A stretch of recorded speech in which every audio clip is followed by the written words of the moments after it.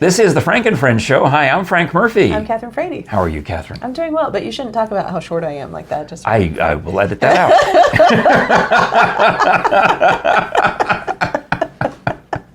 The show will start just as normal, and no one will know what we were talking about moments before. Because I'm tall.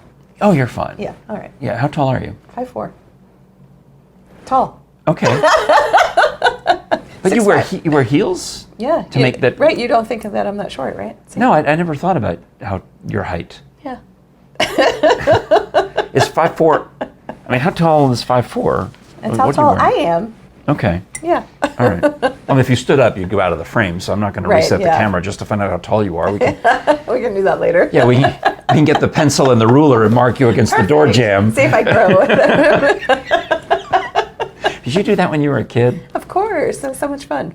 We did that we would go to my grandparents' house for Grandma and Grandpa camp, in effect. And they had this cottage that was not even winterized. The walls were too thin. You had to turn off all the water and the wind, thin walls in the fall. on a hot day. Mm-hmm. But I mean, it was nice. It was near the water, and I loved it. It was my favorite place to go there and spend time with Grandma and Grandpa. And they had this wooden, like a double door, like this. Yeah. Like on almost like a Western. Well, not those kind of doors, those. but they're like a Dutch door maybe, where you could open just the top or just the bottom. You can't open just the bottom, but just the top. Well, anyway, on that they would have each panel of wood was one set of cousins. That's fun. So when my grandmother finally sold the house, and basically they were going to gut it and turn it into a little McMansion, this ugly type of thing. My sister and her husband stole the doors before. So you could keep she has the whole heights. door. That's awesome. Yeah, it's in her garage. They had it mounted on a door frame. Oh, so I love that. It's like a theater thing. Yeah. Where you just have you have a door on a frame that doesn't go anywhere. You just wheel it around, and so people can walk through it. That's great. That's really fun. Well, it's a little bit of history. Yeah, and I think when my daughter and her husband, they started out in a little starter home when Artie and Timmy were born. By the time Charlie and Lucy and Gracie came along, they had to move to a bigger house. So I think they also took the whatever piece of wood that they had done the heights on, and kept, because their old house got bulldozed as well. Oh wow! Which is too bad, because when it's time for the President Artie Rocket birthplace and museum, it's not there. His birthplace has been bulldozed. That's sad. I know. We'll have to put like a plaque there. Yeah, this is Artie was born here, and Timmy. They were, and I think Charlie too. I think all three of them were born in that house. Oh well, then they definitely need a plaque. Absolutely. Yeah.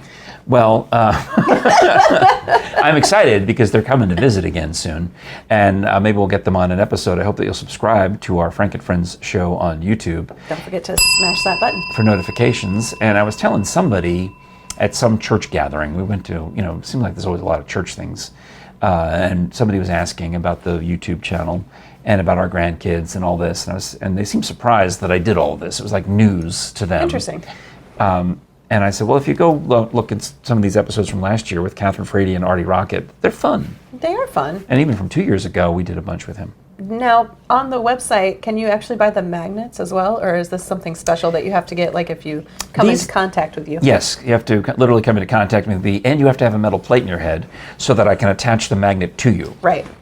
And then it stays, and you walk around advertising. Those were the guys who run Cherokee Caverns. Their day job is Byron's printing. And they printed our business cards and those magnets for a Bone Zones event. And then I ordered extra magnets. So nice. I just keep them in my pocket. They're $1 each. So if I give you one, it means I think $1 of you. Exactly. Which is high praise from Frank Murphy. But that's a pretty good price for those beautiful magnets with all that stuff on it. It's great. Well, anyhow, last time we talked, I mentioned that I saved an animal out of the pool. I know. It was a critter, I think, is what you said. Well, they're all critters to me, but I mean, over the years, I have fished out so many dead critters out of the swimming pool, usually after a rainstorm. Like it'll be in the dark of night, a dark and stormy night, Kathryn. Which we've had many of. And I do worry. Sometimes I want to go out there in the middle of a storm and check. But I mean, what are you going to do? Well, first dive into the pool in the middle of a storm? Well, no, I mean, usually they're small enough to get with the net and the pole. Yeah, bring the metal pole out in the middle of a storm. So probably not. Yeah. A lot of times it's these little voles or moles that, Those and they're are just cute. nothing I can do with them. They just Yeah. unfortunately die, and I find them sad. in the filter. One time years ago, I saved a box turtle who got somehow swept up and caught in the filter, but he was still alive, keeping his head above water. I Aw. got him out of there. I've had other dead things over the years. And I think this is now the second time in 20 years that I saved a bat. A bat? And I love bats. I mean, my dad did the publicity for the public relations for Bacardi Rum, and their logo was the bat. That's true. And I've told this story about how I had the Bacardi insignia on my windbreaker and on my book bag and on my pen, and I'm in third grade. But it's the bat. Yeah, I You loved know, it. yeah. So I looked out the window. I was up right directly above us. For whatever reason, I looked out that bedroom window, and I noticed a disturbance in the force. Mm-hmm. I noticed the water's moving in a way that I wasn't expecting it to move. Okay. And there's it looks like, I mean, from that distance, and without my glasses, long distance glasses on, I thought it could have been a lump of leaves, but they were moving in a way that surprised me. So I tore downstairs. I wasn't even, I was still in my pajamas, I'm sure. So I came rushing outside, and I see this bat. And Jerry's hasn't even gone to work yet. It's early in the morning. And so I get her to follow me. I said, "Here, take my phone. Get a picture. Get a picture." So what I did was... Did you get yourself in a selfie with the bat? Oh, well, how could you not take a bat selfie, Kathryn? You have to take a bat selfie. So Look at me, I saved a bat. But what I actually did was I told Jerry, I said, well, here, make a video of nice. me. Here. So here you see my skinny little legs, which actually, I don't have fat legs. But, so what I did was I took the brush. Oh, look at him. That's the pool brush. And I tried to get Mr. Bat Aw, poor little to bat. cling to the brush. And he did? Yeah. Look at that. As you can see, I look my finest. I think after this video, wow. is when I went on a diet. Oh, wow. Well, I'm just looking at the bat. Look at that. Poor little guy. He's Oh, cold. He's, so He's cold. shivering. He's Look at him shivering. He's so sad. He's like, oh, help me, help me. Oh. Oh. And now I love That bats is so because cool. they eat mosquitoes, you know? Yeah. But look at him. He's so sweet. So I'm like, what am I going to do with Batman over here, or Bat Boy, or He's Bat trying Bat? to escape. Yeah. I mean, what's he going to do? But Is he too tired? And he's his too wings too are- worn out. Yeah. So I'm thinking, all right, well, here's what I'll do, is I'll go put him on the fence, figuring, I'm not thinking it through clearly, thinking Right. he's like a bird. If I He's put gonna him just like fly away. put him on the fence, he'll Yeah. fly away, or put him maybe in the grass, or put him somewhere. I'm looking right now. I'm looking for a place. Where am I going to put this bat? What am I going to do with this bat? So look, he's trying to flap. He's trying to flap, but he can't even get any lift. Like, here, bat, get out, go sit on the fence. Go sit on the fence, bat. He doesn't want to. I'm like, here, sit on the fence. Like the birds sit here. So I'm like, go, go, go. And then, come on, bat. Did you kill him? Well, watch what happens. Did you smush him? Watch. I'm like, here, why don't you sit up here, bat? Where do you want to sit? You do not. No. And then, oh, flump. He fell on the ground. I'm like, oh, no. Now what? Is he a goner? No, he's...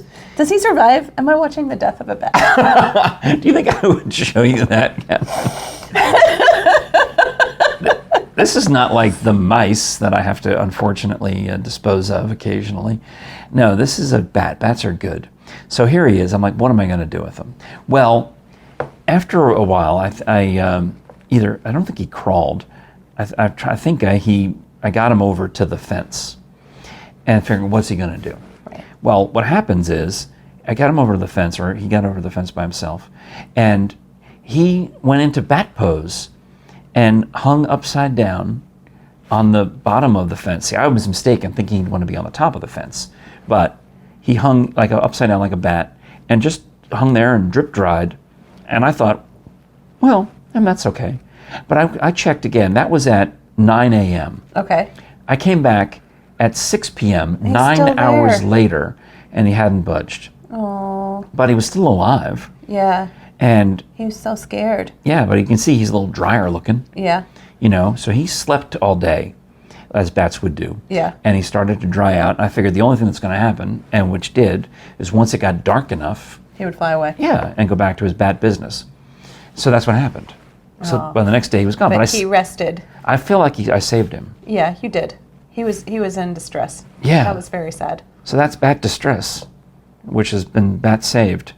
Oh, look, here's another close-up of old bat. See how drier he looks at 6 p.m.? Yeah. And, yeah. That's good. I felt good about it. So you like bats? I do now. Well, I mean, I was worried that you were going to cute. freak out, because some people, you show them a bat and they just, lose it.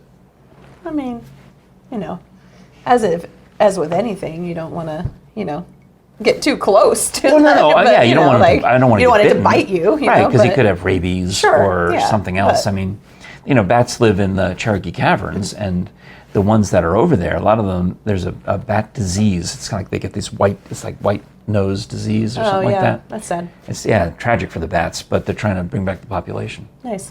So I did my part by saving one bat. Yeah, good job. Somebody had to. Yeah, Batman to the rescue. That's my favorite TV show, also, by the way. Batman. I Okay. love Batman. It's a great show. I love Batman. It's my show. best show. So last week for Father's Day, I was just hanging out there in the pool and enjoyed sitting on my float for a little while and getting some rest. Because most of the time I spent cleaning the pool. Very rarely do I actually get to just float in it. Is that all you did for Father's Day? You have anything special? Well, Jere had gone to the store and bought some steaks and some chicken. Nice. And so what she did is she smokes the chicken on the smoker. And as she's doing this, she's so good at barbecuing. I think people need to come over. I gotta. Especially all those CPA barbecue experts. I call CBJ. them CPA. Yeah, it's fine. It's good. It's so close. You missed it by 2 letters, but it's very close. Yeah, But I was thinking specifically of you and your husband. It would be nice if you to come over, fun. because then after she did that, she smoked the chicken, which is we didn't even eat it on Father's Day. That was for the rest of the week. Nice. You're planning ahead to have this great, delicious barbecued chicken all week available long. Yeah. for the rest of the week. But she also picked up a strip steak. Okay. For us to have on Father's Day. Nice. She actually bought 2 that we realized halfway through eating them that we should stop and save the other half and have it for lunch on Monday, which we did. But all of this is transpiring, and then my kids call. Now there's a song, a Father's Day song that, believe it or not, Really? I was so short on material on the Lake George radio station in New York. Did you sing this? I sang the song. Wow. Now, it's a Groucho Marx, he didn't write it, but Groucho Marx used to sing these silly old songs when he would go on the Dick Cavett show or in his famous album recorded at Carnegie Hall. And the Father's Day song is the one that stuck with me because it amuses me. Okay, well, sing it for us. I will attempt. Okay. Now, granted, I will not judge. yeah, that's what I'm a little worried about. Because No judgment. Because I sang it. Now, granted, I for whatever reason it was right before Father's Day. I don't remember which exact day it was, but I'm up against the wall time-wise. I've got to get this recorded, and I had some computer issues, is what it was. And I have to get this done before 5 o'clock because it's going to air. And I know that I have a minute to fill left in this hour. All these DJ things are running through my head. And the only thing I've got is the Father's Day song. So I start BSing about, I loved Father's Day's coming up, and Groucho Marx used to sing this song. And it went something like this. I got to take a break. Oh, yeah. Go ahead. I'm ready for it. Here we go. Today, Father is Father's Day, and we're giving you a tie. It's not much we know, but it's just our way of showing you we think you're a regular guy. You say that it was nice of us to bother, but it really was a pleasure to fuss. For according to our mother, you're our father, and that's good enough for us, and that's good enough for us. Nice. So that was I sang done. that. Well Maybe a done. little less embellishment because I was more self-conscious. Yeah. So I'm excited about this. And now every year on Father's Day, my kids have to call and sing me the song. I love it. I need to learn this song. Oh, it's so easy. Yeah. So Megan calls and she starts singing and she says, "Oh, we have a present for you." And I'm about to find out what my gift is. Right. And it's actually one of the things I'd even asked for, so I was so excited. So she starts singing, "Today, Father is Father's Day, and we're giving you some meat."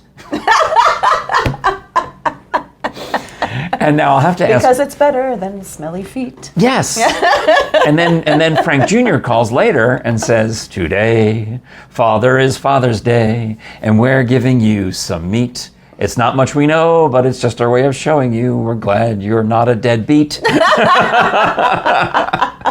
That's awesome. So I was so excited. And, I don't know, you remember I've told you about Adam Ragusa? He's got a podcast, and then it seems like a lot of, especially this time of year, a lot of the podcasts are advertising these different boxes of meat. That's funny. Like my mother sent me one year, and I don't know, I've never actually bought one myself because I just go to the store. Right, exactly, like a normal person. But well, sometimes you get these styrofoam box with James's a dry. mother-in-law sends them sometimes. Oh yeah. I mean, James's mother, my mother-in-law. Yeah. So you know what it is, and it opened up, and it's exciting because you get some chicken and some steaks, and maybe who knows what. Sometimes there's an apple pie in the bottom. Yeah. Like what we found, my mother had sent me one. And I swear this is true, and there was some kind of dessert item in the bottom, and I don't remember if it was an apple turnover or something. Whatever, it was nice. I found it in the bottom of our freezer out in the garage, and it was easily 10 years old, easily. No. But we went ahead and thought it out and ate it. Yeah, it was fine. Great. You're still alive. Well, I know, because we found it after my mother had passed away. That's how I know it was not recent. Oh my gosh, it's amazing. So it was a nice memory. Thank you, Mom. Yeah, Thank you for still supporting you. Yes, in all those years. From the grave. So my daughter pointed out, she said, well, this particular one has, I think she said, 2 pork shoulders in it. Now that's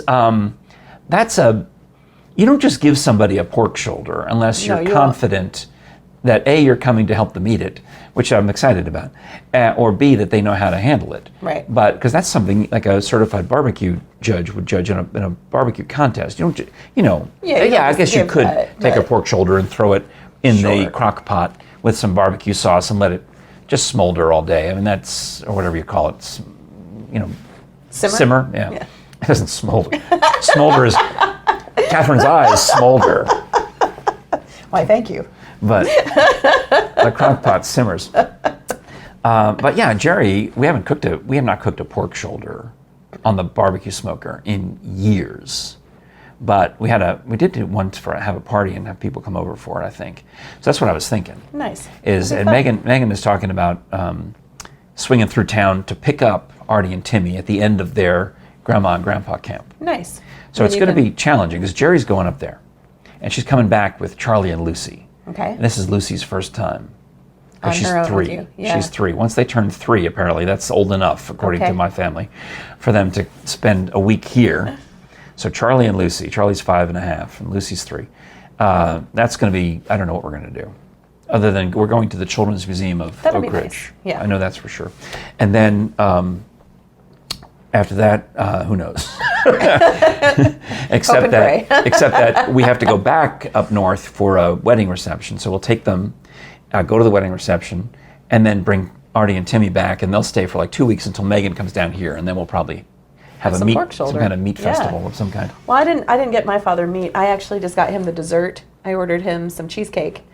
And That's a great gift. While I was on the phone with them. It arrived? It arrived, So I was like, I think you have a gift at the door. And he got so excited, about like what this cheesecake was. Was it a specific, like a special brand or something, anything significant? Cheesecake Factory. That's a good one. Yeah, just, something I could order on DoorDash and make sure that it got there like at the same time that I was talking to them. Oh, so it was like fresh. It wasn't like you were shipping it from New York and it had to be frozen in dry ice and they have to thaw it out. No, this was fresh. They could enjoy it like right then. Well, that's clever. I didn't have thought of that to order it by DoorDash. Yeah. Well, when you order things from bonezones.com, don't forget the S, you usually will talk to or communicate with Susan Seals via email or by phone so that if you want something personally signed by Dr. Bill Bass. You can also get the hat, which I personally like. I mean, it's also in UT colors, so you can wear it to a UT That's right. game. And of course, he taught at UT all those years and put the Body Farm at UT.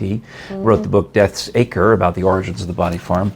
And if you wanted him, like this one, you could have it, personally signed to you and all the things. Yeah. Like, I don't understand why exactly. I don't know if this one is to you, but... No, this was... Frank's stealing your books. This was a mistake. This poor lady, they signed 2 books to this lady. They got their signals crossed, so that's why this is the demo model that I have. Gotcha. But it was personalized to somebody. That's the story anyway. But that's how it goes. That's normal. What they do is they would personalize it to you, or you can get it autographed plain if that's what you prefer.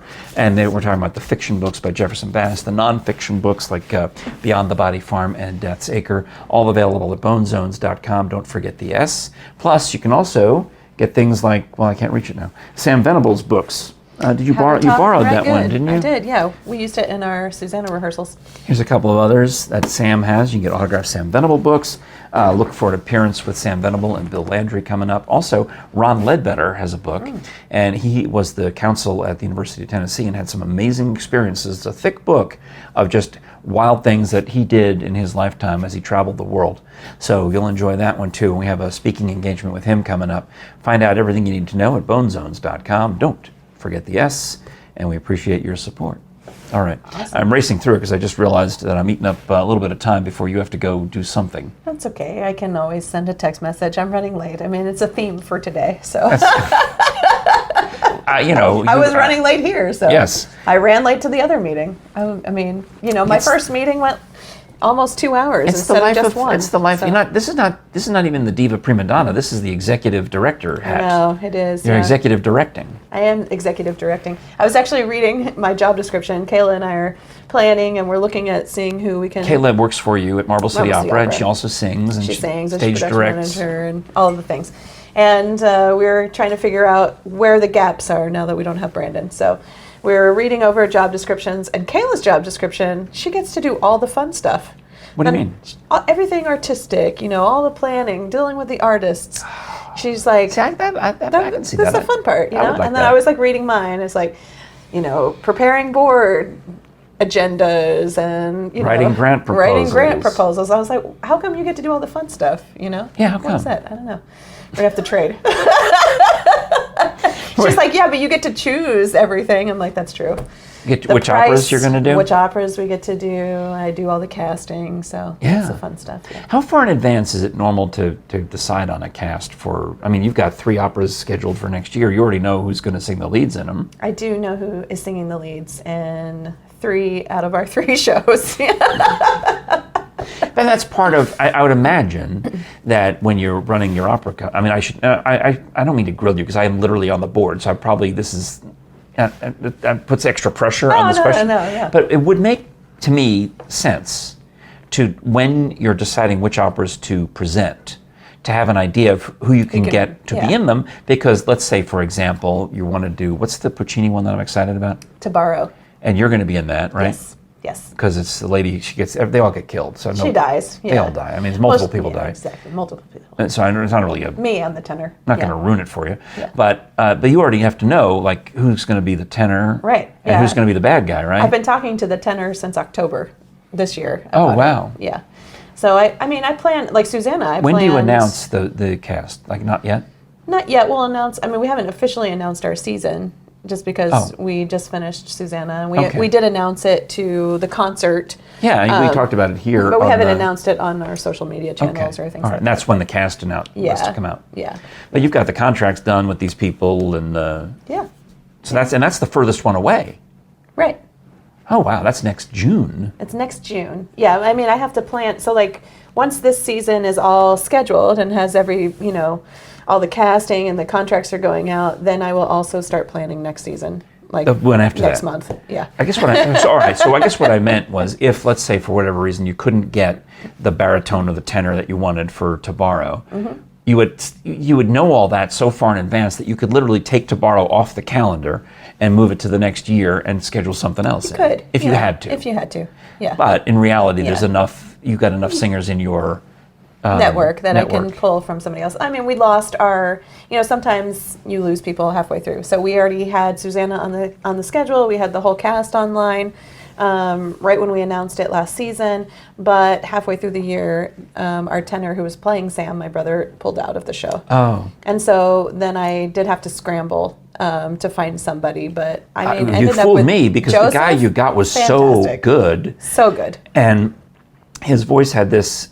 You're outside, right? Yeah. So his voice had this, I'll call it, say, clear as a bell. Yeah. Because, it cut. Yeah, it was clear. We could understand everything, no matter what position he was in and what he was doing. Yeah. And that made that makes Beautiful voice. But it makes it easy for the audience to follow the show. Yeah. To get it, to understand. Actually, yeah, I think outside actually helped our diction in a lot of ways. How? Because the acoustic of it like took away a lot of the reverberation Yeah. in the room, and so it wasn't live in that Yeah, there was no sense. reverberation, right. And so because of that, the voices came out more clearly, and you could understand the text a little bit better. So it worked in our advantage for sure. And in the immortal words of Till Tuesday, voices carry. There you go. You don't know what I'm talking about. No, but I do know voices carry. It's a song. I'm very loud. From the 80s.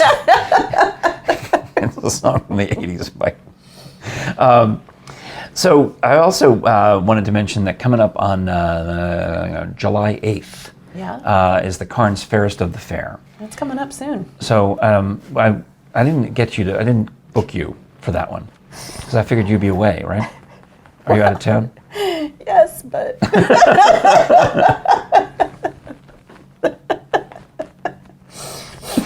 Well, see, the sad thing is, here's what happens. This is life, Kathryn. Is you and I? Explain it to me, Uncle Frank. You and I did a fantastic job emceeing the Carnes Fairest of the Fair. Yeah, they that's loved fun. us. In fact, that's when we realized that everything goes better with two hosts because it's a lot. It's a long night, yeah. It's a long night, but when Lots you of have names. someone else to bounce off and give you a second to catch your breath and look at the next contestant's coming. script while the other person is talking, it's all of a sudden, everything went better because you were there.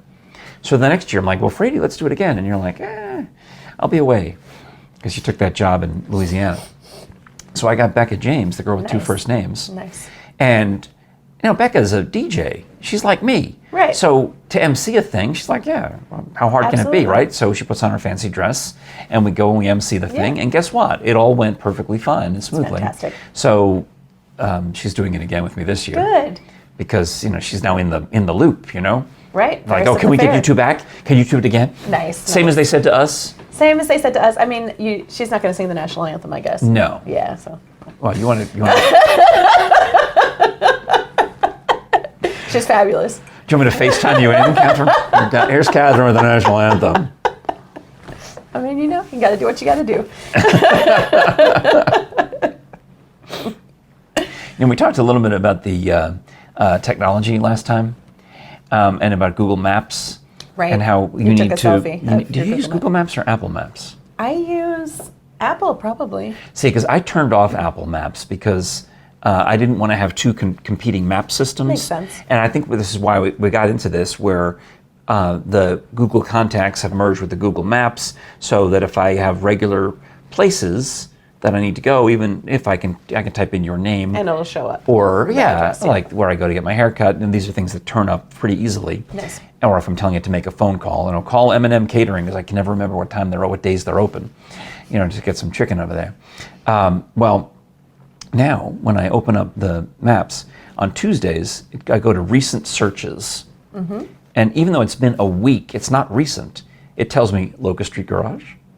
Oh, that's interesting. It prompts you. Yeah, and Yeah. on Sunday mornings, it tells me Cathedral of the Most Sacred Heart of Jesus. That's really creepy, though, that it's I know. like memorizing It's your my every routine. move. It's Yeah. not recent searches.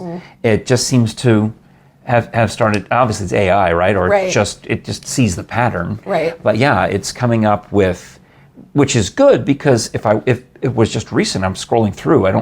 Right, Wouldn't be it's on the true. screen. I would have to stop the car and either type in And start typing some so Cathedral, that it would pick up. Like, or I would have to hit the button and go Cathedral of the, and then Yeah. it tries to find all these other, St. John's Cathedral, for example, or all Right. these other ones. Right.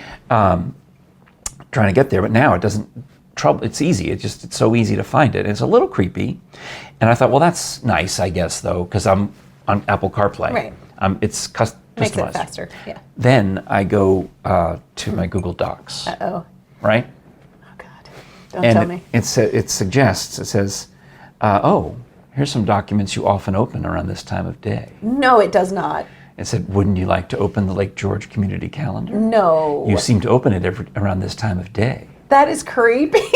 Oh, my gosh. Are But you you have not- a personal assistant. Yes. Would you like to open the Scholars Bowl questions? Which is kind of useful, actually. Because you've been working on it every day around this time. Would you like? But it doesn't speak to me. It's just that's the voice. It's just like that's its voice that you've given That's it. the voice I hear in my head. Yeah. But it's on the thing. If I go to It just like pops up. Yeah. So you kind of have like your own very personal assistant. Yeah. If I go to one of these.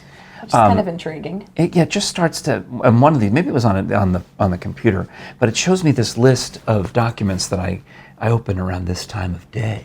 That's really super creepy, and also kind of really useful. I know. So. Well, everyone in radio is terrified about AI because they've now some DJ named AI Ashley that one of the radio companies has hired. Except she's not real.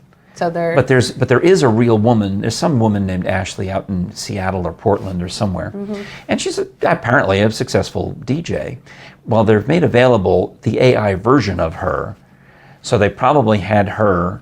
They just used her voice. They probably took the real life Ashley and told her, "You got to record these paragraphs." Right. And then they just I've done it. I've done it myself for a TV gig. But they're only using little snippets of me, AI snippets of me occasionally because it's to cover for, an edit. Now, do you get a kickback from those or no? It's just like you get one fee to record your voice and then they can use you forever. Well, I guess it depends on what she's negotiated. Right. But that's what the woman named Susan something, who is the voice of Siri. She did. This is before any of this was even possible. They just hired her to record. It's like a short audio book. Right. It's like the one I had to do was half an hour, and it was like an animal stories, right, a nature documentary. Right. And I record all of these things, and that's what she did. And it's got all of the different sounds of the phonetic alphabet, and it's got questions, and it's got statements, and it's got so much in there that they can just like mix it up and make it. Yeah, but then somebody has to type into the machine.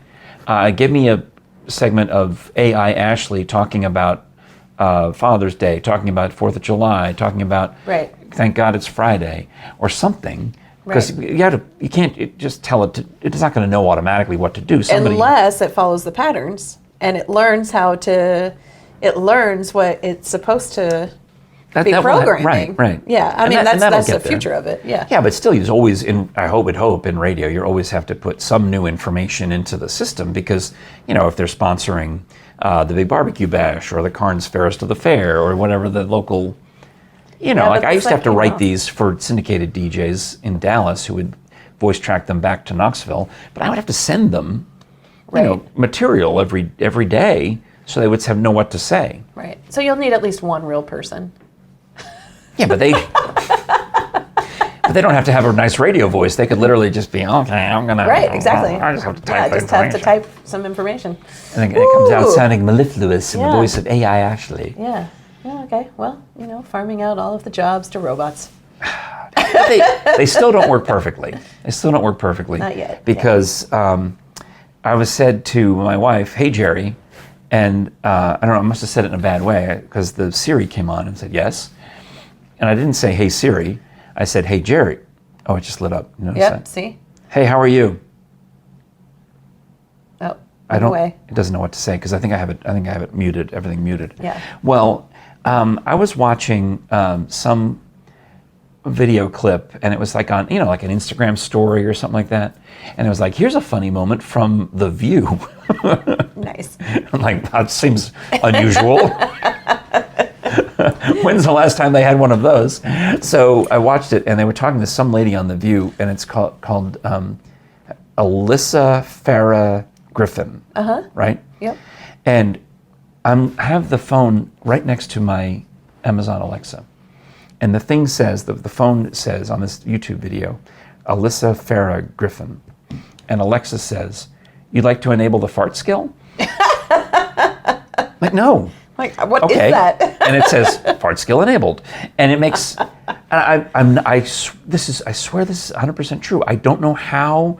I guess whatever they said they mispronounced her name to such a degree that my Amazon Echo, not only did it activate the fart skill, but then it started making a fart noise. Wow. Amazing. I thought that was horrible. That is horrible. So Alyssa Farah Griffin, not that you'll ever see this, but if it turns up, in your, you probably have a Google alert for yourself, like I do.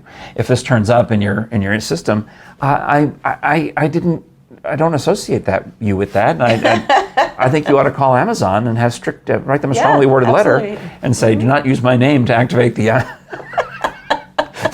fart skill. Right. And then I had to disable it, of course. So why would I want that, especially with the kids coming to visit? They might enjoy it too much. Well, that's everything. Please do, if you do like audio entertainment, check out our link at audibletrial.com/Frank and Friends Show, where you can get a free 30-day premium membership and try it out for those 30 days. Get the MP3 credits. You can download something for free during those first 30 days, and then it'll automatically continue until you tell it to stop. Every month you get another MP3 credit to continue downloading things that you keep in your personal library forever. You know, you can put them on jump drives, put them on something. Yeah. You know, you don't have to keep them in the cloud. You can have it for real. And wherever you go, you can listen in your car. You listen on all these devices that we just besmirched. All these devices that we just slandered. Yes. You can use them. To listen to your audio entertainment. Right. Tons and tons of audio books, new ones coming out every week, plus custom audio entertainment, plus podcasts, plus all the things. All the things. audibletrial.com/Frank and Friends Show. Especially, please do subscribe to our show on YouTube. Yep, smash that button. Is great. You can listen on Audible if you want, but you can also subscribe. This is the wrong thing. This is our merch is over there. Here's our merch. Find our merchandise. Frank and Friends Show mugs, towels, hats, bucket hats, cell phone cases, non-bucket hats. all the things. Yeah. So thanks so much as always, Kathryn. I'm sorry I kept you so late, but you guess you can text whomever. Yeah, I'll be doing that soon. But this is Frank Murphy's fault. Yes, they'll buy it. Yeah. But I do appreciate you coming by, because you know me. I get into these ruts where I'm like, I guess I'll never do another podcast. And Kathryn saves me from that. I try to. Yes. Yeah, you know. But I also, if you're one of my actual friends, you know, I'm talking to you, Jeff Detro. I'm talking to you, Becca James. I'm talking to you. I think the thing is that Sarah Frank needs Roberto. to know that you want to come over. You know, otherwise he's going to feel like he doesn't want to reach out and tell you, come on over. Yeah. You know? Because, I mean, I think some of them do it out of a sense of obligation and pity. See, I think the reason why I wrote to you, I was like, hey, we're going to do a podcast because, like, you haven't written to me and asked me, you know? Yeah. I'm like, well, I also haven't done it. Because he's trying to be nice, you know? Come on, Frank, you know, let's get to it. I'm like, why would a woman of your esteem want to come over here, slumming over here? I don't know. Well, I appreciate you. Oh, well. It is the Frank and Friends Show. I'm Frank Murphy. I'm Kathryn Frady. And we'll talk to you again next time.